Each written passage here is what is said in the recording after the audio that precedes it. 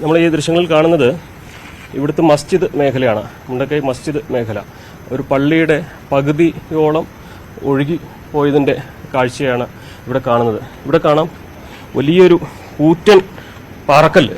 ഇത് 2 ആനകളേക്കാൾ വലുപ്പമുള്ള വലിയൊരു പാറക്കല്ല്. നോക്കൂ, ഇതിൻ്റെ വലുപ്പം തന്നെ നമ്മളെ ഞെട്ടിപ്പിക്കും. ഇത്തരത്തിലുള്ള നിരവധി പാറക്കല്ലുകളും മറ്റും ഒക്കെയാണ് ഇവിടെ നമുക്ക് കാണാൻ കഴിയുന്നത്. ഞാൻ മുന്നോട്ട് നീങ്ങുമ്പോൾ സത്യത്തിൽ നമ്മളെയൊക്കെ പേടിപ്പിക്കുന്ന ദൃശ്യമാണ്. ഈ ഒരു ഉരുൾപൊട്ടി വന്നതിൻ്റെ ആ വഴി നമുക്ക് ഇവിടെ നിന്നുമാണ് വളരെ വ്യക്തമായിട്ട് കാണാൻ കഴിയുക. അങ്ങ് ദൂരെ നിന്നും ഉരുൾ പൊട്ടിയിറങ്ങിയ വഴിയാണ് ഇത്. ഇവിടെ നിന്നും ഏതെല്ലാം മേഖലകളിലേക്ക് ഈ ഒരു വെള്ളം പാറക്കല്ലുകളുമൊക്കെയായി ചിതറിത്തെറിച്ചു എന്ന് പറയാൻ കഴിയില്ല. നമ്മൾ ഏറ്റവും ഈ ഒരു മേഖലയുടെ ഉയരമുള്ള ഭാഗത്താണ് നിൽക്കുന്നത്. ഒരു വശത്ത് ഒരു മലയുടെ ഒരു വശം മുഴുവൻ ഇടിഞ്ഞ് വീണിട്ടുണ്ട്. അതിൻ്റെ ഇടയിലൂടെ ഇപ്പോൾ പുതിയ ഒരു ഗതി മാറി ഒഴുകിയെന്ന പോലെ ആ പുഴ ഒഴുകി വരുന്നുണ്ട്. നിറയെ പാറക്കല്ലുകൾ കാണാം. അതിൻ്റെ പിന്നിലേക്ക് നോക്കുമ്പോൾ അങ്ങ് ദൂരെ ആ മലമുകളിൽ നിന്നും ഉരുൾ പൊട്ടിയത് നമുക്ക് ഇവിടുന്ന് കാണാം. കോടമഞ്ഞുണ്ട്. അതിൻ്റേതായ ഒരു കാഴ്ച പരിമിതി നമുക്കിവിടെ ഉണ്ട്. പക്ഷേ അത്രയും ഉയരത്തിൽ നിന്നും മിന്നൽ വേഗത്തിൽ കുതിച്ചെത്തിയ ഈ വെള്ളമാണ് ഈ ഒരു നാടിനെ മുഴുവൻ തുടച്ചു നീക്കിയത്. വെള്ളം മാത്രമല്ല, വലിയ ഭീമൻ പാറക്കല്ലുകളും മണ്ണും വലിയ കൂറ്റൻ മരത്തടികളുമൊക്കെ നിറഞ്ഞിട്ടുണ്ട്. അതോടൊപ്പം ആളുകളെയൊക്കെ ഇവിടുന്ന് രക്ഷാപ്രവർത്തനത്തിന്റെ ഭാഗമായിട്ട് പുറത്തു കൊണ്ടുപോയെങ്കിലും നാൽക്കാലികൾ, ഇവിടെ കുറച്ച് കന്നുകുട്ടികൾ ഇവിടെ നിൽക്കുന്നത് കാണാൻ കഴിയുന്നുണ്ട്. ഇവരുടെ ജീവൻ ഇവരെ പുറത്തേക്ക് എത്തിക്കേണ്ടതും ഒരാവശ്യം തന്നെയാണ്. കാരണം രക്ഷിക്കാൻ കഴിയുന്ന ഒരു ജീവനും നമുക്ക് രക്ഷിക്കാൻ കഴിയാതെ പോകരുതല്ലോ, അത് ഏത് ജീവിയാണെങ്കിലും. അപ്പോൾ എന്താണെങ്കിലും ഈ നിൽക്കുന്ന സ്ഥലത്തേക്ക് ഇനി സൈന്യത്തിന്റെ സഹായമുണ്ടെങ്കിൽ മാത്രമേ എത്തിച്ചേരാൻ കഴിയുകയുള്ളൂ. കാരണം ഇവിടെ എല്ലാം തന്നെ മണ്ണ് നിറഞ്ഞ് ചതുപ്പ് പോലെ നിൽക്കുന്ന ഇടമാണ്. നമുക്കിവിടെ ചവിട്ടി നിൽക്കാൻ പോലും കഴിയുന്നില്ല. അത്രയ്ക്ക് അധികം ആഴത്തിലേക്ക് കാല് പൂന്തി പോകുന്നുണ്ട്.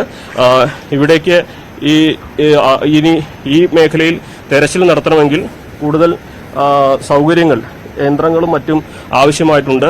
എനിക്ക് പറയാനറിയില്ല, ഒരുപക്ഷെ ഞാനീ നിൽക്കുന്ന ഇടത്തിന് താഴെ ആരെങ്കിലും ഉണ്ടോ എന്ന് പോലും പറയാൻ അറിയാത്ത ഒരു സാഹചര്യമുണ്ട്. കാരണം ഇതൊരു ജനവാസ മേഖലയായതുകൊണ്ട് തന്നെ കുതിച്ചെത്തിയ വെള്ളം ആരൊക്കെ എവിടേക്കൊക്കെ കൊണ്ടുപോയിട്ടുണ്ടാകുമെന്നൊന്നും പറയാനറിയില്ല. അത്രമാത്രം ഭീതിതമായ കാഴ്ചകളാണ് നമുക്കിവിടെ കാണുന്നത്.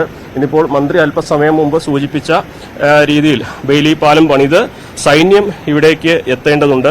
സൈന്യം എത്തുന്നതിനൊപ്പം തന്നെ യന്ത്രങ്ങൾ, അതായത് JCBയും എക്സ്കവേറ്ററും മണ്ണ് മാന്താനുള്ള ആധുനിക സംവിധാനങ്ങളൊക്കെ ഇവിടേക്ക് എത്തേണ്ടതുണ്ട്. അങ്ങനെ ഈ സംവിധാനങ്ങൾ കൊണ്ട് മാത്രമേ ഇവിടെ ഇനി തെരച്ചിൽ സാധ്യമാവുകയുള്ളൂ.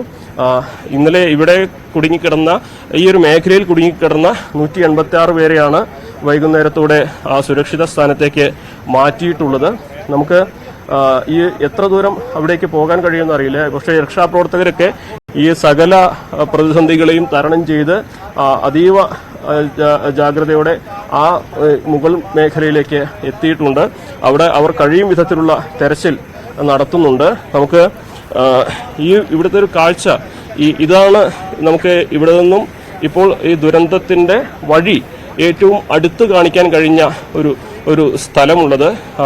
കോടമഞ്ഞ് മാറിയാൽ നമുക്ക് കുറെ കൂടി വ്യക്തമായിട്ട് ആ ഒരു സ്ഥലം കൃത്യമായിട്ട് കാണിക്കുവാൻ സാധിക്കും. ഇതുവഴിയാണ് ദുരന്തം ഒഴുകിയെത്തിയതും ജീവിതങ്ങളെ തുടച്ചു നീക്കിയതുമെന്ന് നമുക്ക് ഇവിടെ നിന്നും പറയാൻ കഴിയും. എൽദോ, വല്ലാത്തൊരു കാഴ്ചയാണ് ഹനുമോദ് പങ്കുവെച്ചുകൊണ്ടിരിക്കുന്നത്. മുണ്ടക്കൈ അത് തകർന്ന് തരിപ്പടമായ മട്ടിലാണ്. അവിടെ ഒരുപക്ഷെ ഇപ്പോൾ അനുമോദം നിൽക്കുന്ന സ്ഥലത്ത് 2 ദിവസം മുമ്പ് ഈ സമയത്ത് ഒരു കുടുംബമുണ്ടായിരുന്നിരിക്കുന്നു. അവരിപ്പോൾ എവിടെയാണ് എന്നറിയില്ല. അത്രമാത്രം ഭീകരമായിട്ടുള്ള സാഹചര്യത്തിലൂടെ കടന്നു പോവുകയാണ് നമ്മൾ. വയനാടിനെ ചേർത്ത് പിടിക്കണം, മുണ്ടക്കൈയെ ചേർത്ത് പിടിക്കണം, അമ്മേപ്പാടി പഞ്ചായത്തിനെ നമുക്ക് വലിയ തോതിൽ ചേർത്ത് പിടിച്ചേ മതിയാകൂ. അതിൻ്റെ സഹായത്തിനായി നമുക്ക് കൈകോർക്കുകയും ചെയ്യാം. മുഖ്യമന്ത്രിയുടെ ദുരിതാശ്വാസ നിധിയിലേക്ക് പരമാവധി നമുക്ക് പറ്റും വിധത്തിൽ സംഭാവനകൾ നൽകുകയും ചെയ്യാം. നമുക്ക് എത്തിക്കാൻ കഴിയുന്ന സഹായങ്ങളൊക്കെ അവിടെ വയനാടിൻ്റെ കളക്ടർ മുഖേനയും എത്തിക്കാം. അനുമോദ്, അവിടെ രക്ഷാപ്രവർത്തകരെയാണോ ആ ദൃശ്യങ്ങൾ കാണുന്നത്? മുകളിലേക്ക് പോകുമ്പോൾ സൂക്ഷിച്ചു വേണം. പക്ഷേ എങ്കിൽ പോലും അവിടെ കാണുന്ന അവിടെ എന്താണ്, അവിടെ തെരച്ചിൽ നടക്കുന്നുണ്ടോ മുകളിൽ? അനുമോദ്, മുകൾ ഭാഗത്ത് എൽദോ നമ്മൾ ഈ ഒരു മസ്ജിദിന്റെ അടുത്തേക്ക് കയറി പോകാനുള്ള ഒരു ശ്രമം നടത്തുകയാണ്. അഖിലിപ്പോൾ അവിടേക്ക് ഒരുവിധം സുരക്ഷിതനായിട്ട് എത്തിയിട്ടുണ്ട്. അവിടെ നമുക്ക് രക്ഷാപ്രവർത്തകരെ കാണാൻ സാധിക്കും.